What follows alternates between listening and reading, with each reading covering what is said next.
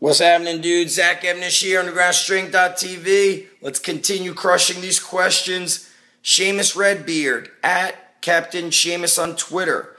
Programming considerations for rugby players. What's the major differences between athletes, football athletes versus rugby athletes? Seamus, I'm not sure where you're from, because I'm not sure if you're referring to American football.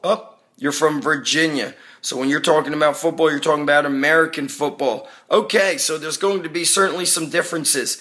Number one, I'm not sure what level the rugby players are. If these are high-level rugby athletes, then we're going to have a much more likely chance that these guys are in pretty good physical condition. They're probably pretty strong, and they've probably got weak points that we all know what we need to work on. Versus if these are younger football players, younger rugby players, it's very likely that they need all-around general physical preparation. They need the blend of strength, power, speed. What's the programming considerations or the differences going to be? Let's attack weak points. That's going to be number one. Number two, is it in-season or off-season? Number three, rugby players do a lot more running, a lot more constant running than football players do.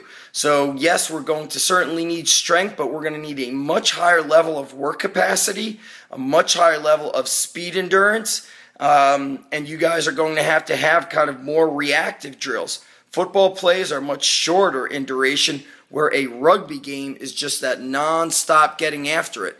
So with football players, I probably wouldn't be too into doing a lot of circuit work, but with these rugby guys, I would like to start with maybe a heavy lift of a power lift or an Olympic lift, and then take them through some aggressive metabolic conditioning, but with good technique.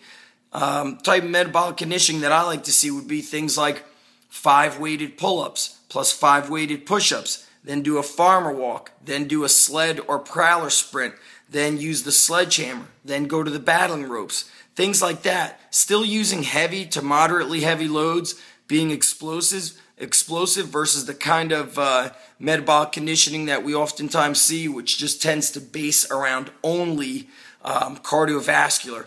We want these guys to be able to move moderate loads at a very explosive manner for extended time periods. That's important for rugby and for football. But rugby specifically, those guys are just constantly on the move.